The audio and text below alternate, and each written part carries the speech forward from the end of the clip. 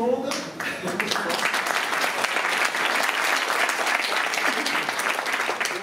Je dirais que les présentations sont en partie faites. Donc voici Monsieur Schtroumpf, que vous avez pu le découvrir, Isidore de son prénom.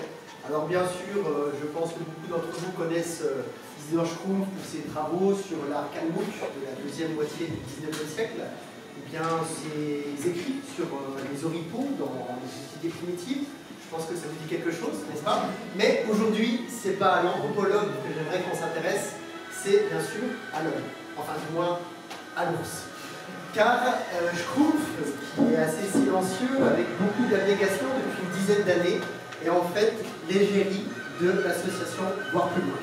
Et pas une mascotte, comme j'ai pu l'entendre, j'ai bien dit l'égérie de Voir Plus Loin. Alors, comme il est d'un naturel assez réservé, et qu'il n'aime pas parler à tort et à travers, du coup, je vais être sa voix pour ce soir. Donc Schtroumpf, tu restes là, tu me dis si ça va. De la même façon, si c'est intolérable pour vous, n'hésitez pas à acheter une chaussure, etc. Ok? Bien. Alors, je vais vous dire un petit peu le programme qui nous réunit avec Schtroumpf depuis une dizaine d'années. Eh bien, c'est l'association Voir Plus Loin, comme j'ai pu vous le dire. Cet asso, c'est une petite asso. Je vais aussi me présenter peut-être. Ouais, okay. Je m'appelle Denis Grandmange, je suis président de l'association. On l'a cofondée avec Schtroumpf en 2007. C'est une petite structure qui compte 4 membres, dont Schtroumpf.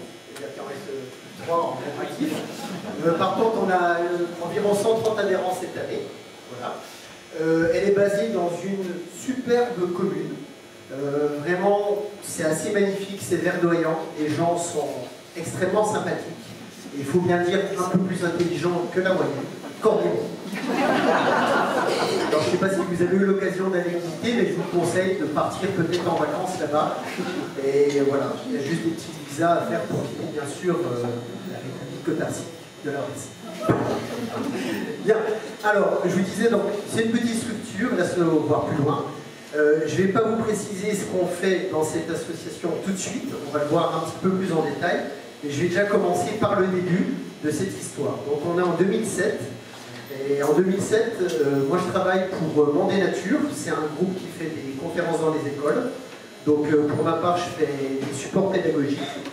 Et en fait, l'idée c'est un petit peu d'expliquer aux enfants, à la manière de C'est pas sorcier, si vous connaissez l'émission. Donc voilà, grâce à des maquettes, etc., d'accompagner le propos qui est tenu dans des films documentaires que moi je loue à la Société Mandé Nature et les aider à appréhender le sujet. Donc on parlait par exemple des milieux naturels, du tri et du recyclage, de l'électricité, etc. J'ai fait ça pendant 3 ans. Ça m'a beaucoup appris.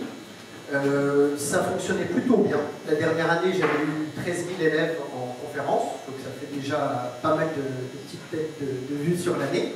Mais néanmoins, j'avais décidé d'arrêter mon activité, de céder cette activité pour partir sur un long voyage d'1 an à travers 12 pays. Et c'était pas une fuite en avant, c'était aussi pour construire un petit peu un projet pro et d'être en fait à la base de mes films documentaires pour pouvoir être plus pertinent quand je rencontrais les élèves. Comme ça, ils peuvent me demander qu'est-ce que c'est dans ce film, j'ai vu ça, etc. Voilà. Donc en 2007, en octobre, il y a 10 ans, on s'élance à 3. Donc il y avait Schtroumpf en priorité, moi, donc, et puis il y avait également Mélanie Pinault, qui est également dans l'association. Et en fait, malheureusement, elle n'a pas pu faire tout ce tour du monde. Alors il y a peut-être certains d'entre vous qui l'ont suivi. Elle a eu des petits problèmes de santé. Rassurez-vous, elle va très bien maintenant. Elle a fait que 6 mois et en fait, à mi-chemin, elle a dû repartir en France pour avoir un suivi médical. Voilà, je vous dis un petit peu l'itinéraire. Vous avez découvert certains pays grâce à Schtroumpf tout à l'heure. Donc on est parti d'abord en Amérique du Sud, le Pérou, la Bolivie, l'Argentine et le Chili.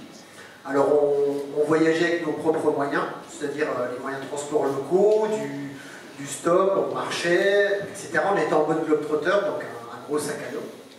On n'avait pas de réservation, parce que l'idée c'est d'avoir pas mal de flexibilité pour justement pas retomber dans un quotidien où tout est timé, etc. Et puis pour pouvoir profiter des rencontres. Voilà.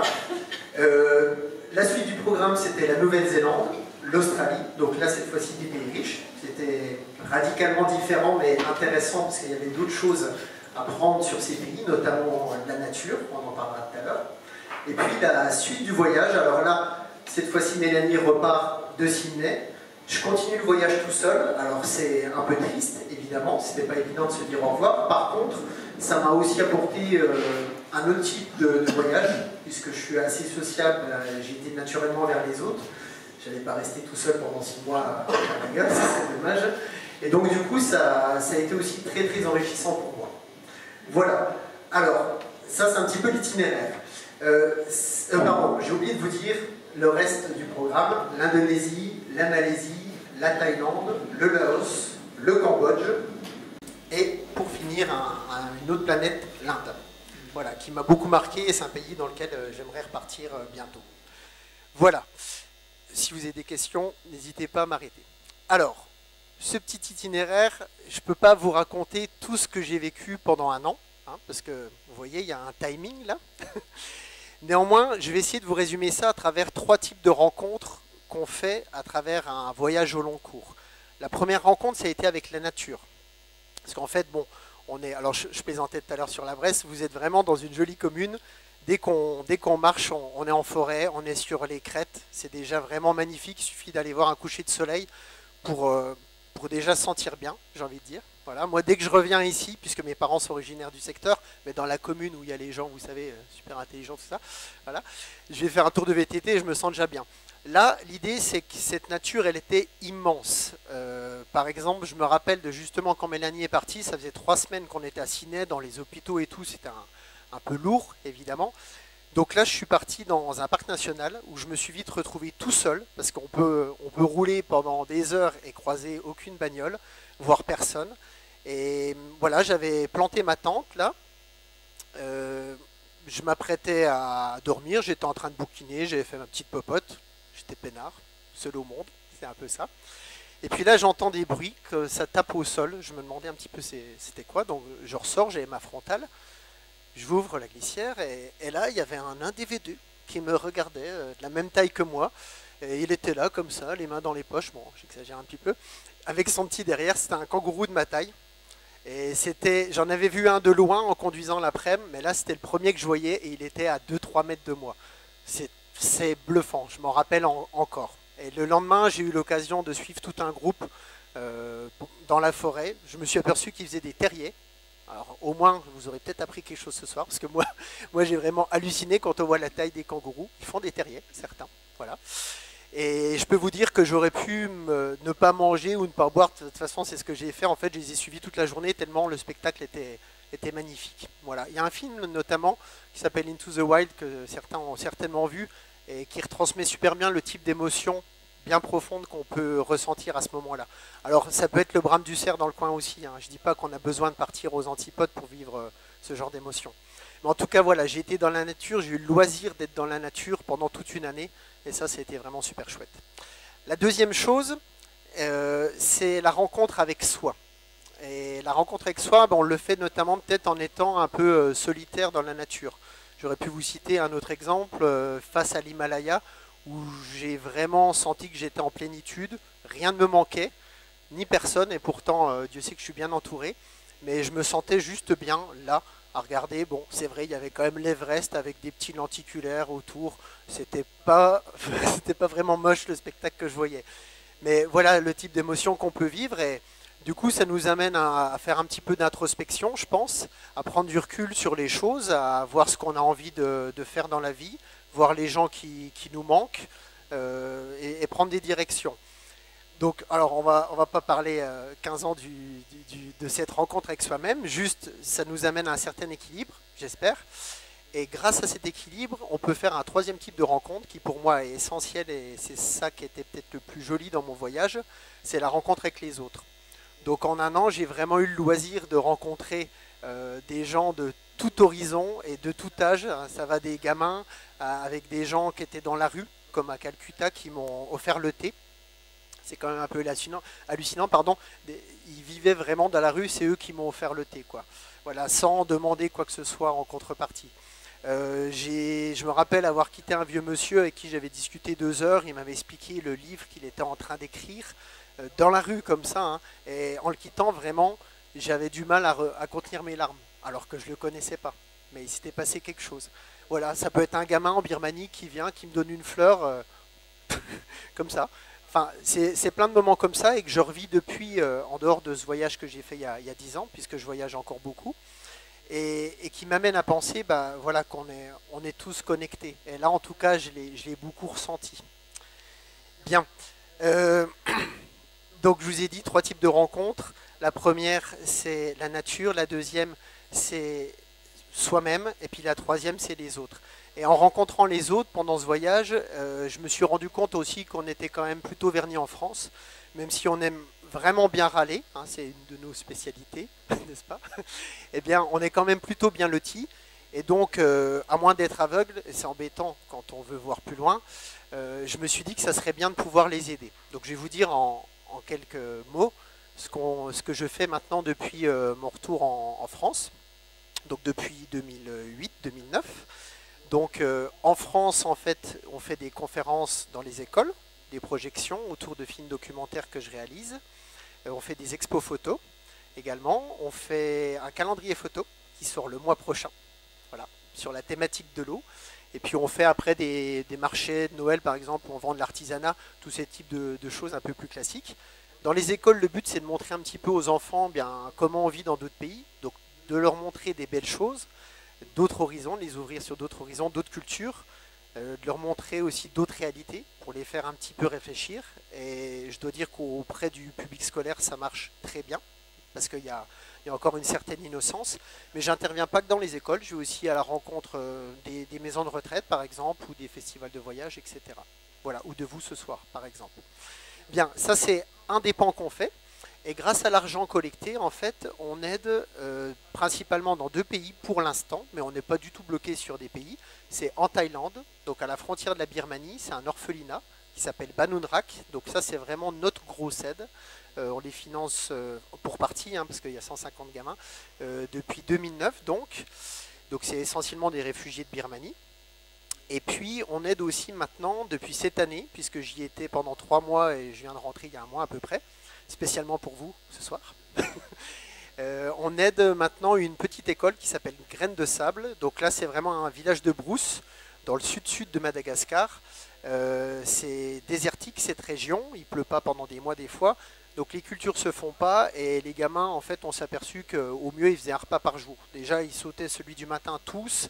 Le midi, c'était vraiment pas grand-chose et ils mangeaient un peu le soir. Donc pour être attentif en classe, c'est un peu compliqué. Donc voilà, on les soutient. Cette année, on offre un repas pour tous les gamins de l'école, chaque jour d'école. Voilà. Donc voilà un petit peu nos actions.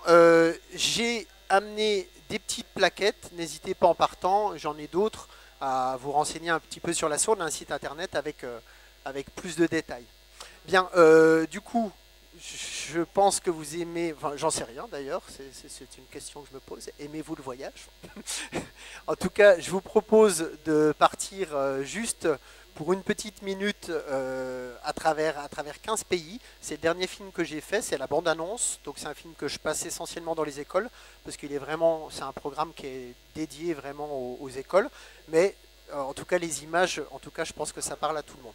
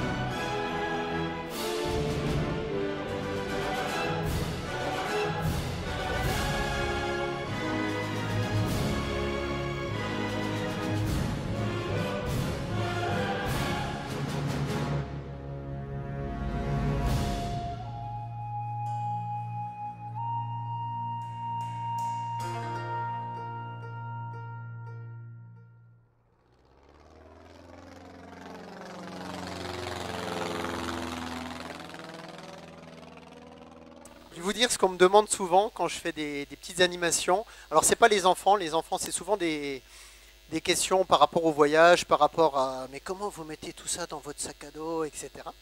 Voilà, des questions très pratico-pratiques et souvent les plus pertinentes en fait. Les gamins, ils vont toujours à l'essentiel. Et ce qu'on me demande souvent quand je fais des expos ou bien des animations, c'est mais est-ce que vous en vivez? Et du coup, ça c'est une question qui me perturbe beaucoup. Est-ce que j'ai l'air décédé? En fait, je sais très bien ce que ça recouvre, hein, ce type de question. C'est une espèce d'angoisse matérielle, à savoir, bah oui, mais bon, lui il se promène, tout ça, mais à quel moment est-ce qu'il gagne sa vie avec ça, etc. Alors je vous dirais déjà que le premier point pour moi, c'est que l'argent, c'est déjà pas une valeur. Hein, c'est pas la bonté, le courage, l'argent, c'est pas une valeur. Donc du coup, moi j'ai choisi déjà d'entrée de jeu de ne pas être riche. Ce qui fait que je suis déjà arrivé à mes fins. Voilà. J'ai déjà atteint un objectif. Hein. Voilà. Ensuite, ça me permet aussi de rester en connexion avec les gens que j'aide. Parce que quand je vois là, par exemple, la dernière famille que j'ai vue à Tana, qui vit vraiment dans la rue, quand je pense à eux, vraiment, je ne peux pas dignement accumuler des richesses, du bordel, du matériel. Voilà. En plus, quand on aime bien être libre, on n'aime pas avoir trop de choses s'encombrer de matériel. Alors, je vous dis tout ça parce que je pense, et c'est mon message aujourd'hui peut-être, que tout un chacun, on a des rêves. Il y a peu de gens qui rêvent de rien du tout. Donc, je pense qu'il ne faut pas les remettre à demain. Alors, je ne suis pas du tout un donneur de leçons. Au contraire, je suis là, moi, pour encourager ceux qui ont peut-être des idées et qui se disent est-ce que je le fais ou est-ce que je le fais l'an prochain ou peut-être pas, ou j'en sais rien. Voilà. Je pense qu'il n'y a pas besoin de faire des grands projets. On peut aussi faire suivre une petite passion, mais s'accomplir. En tout cas, même si c'est un projet fou, je pense que ça vaut le coup de le réaliser. Il ne faut pas se trouver de faux prétextes, pardon. Il n'y a que le premier pas qui coûte souvent, et encore. Moi, cette année de voyage, ça a été pour l'instant la plus belle de mon existence. Ça a été la plus riche, la plus intense. J'ai été positivement vers les gens, et je peux vous le dire qu'ils me l'ont vraiment bien rendu. À 90% des rencontres que j'ai faites, encore, c'est un chiffre pessimiste, c'était vraiment super. Quand j'ai eu des petits soucis, il y avait tout le temps quelqu'un qui arrivait de nulle part pour me dépatouiller. C'était assez magique, et je pense que ça se passe comme ça. Si on ne réalise pas ses rêves, bah, qu'est-ce qui se passe? On devient un peu aigri, on est frustré, c'est logique, puisqu'on n'a pas été au bout de ce qu'on avait envie, de ce qu'on avait en tête, et puis on se replie sur soi, donc ça amène que des choses plutôt négatives. Donc moi j'encourage tout un chacun à suivre sa voie, peu importe quelle qu'il soit votre passion, à y aller, entre guillemets. Et puis voilà, chacun est aux commandes de sa vie, donc peu importe la route que vous prenez pourvu qu'elle soit belle. Donc je dirais que je schtroumpf qui veut, puisque c'était ça la thématique de notre rencontre.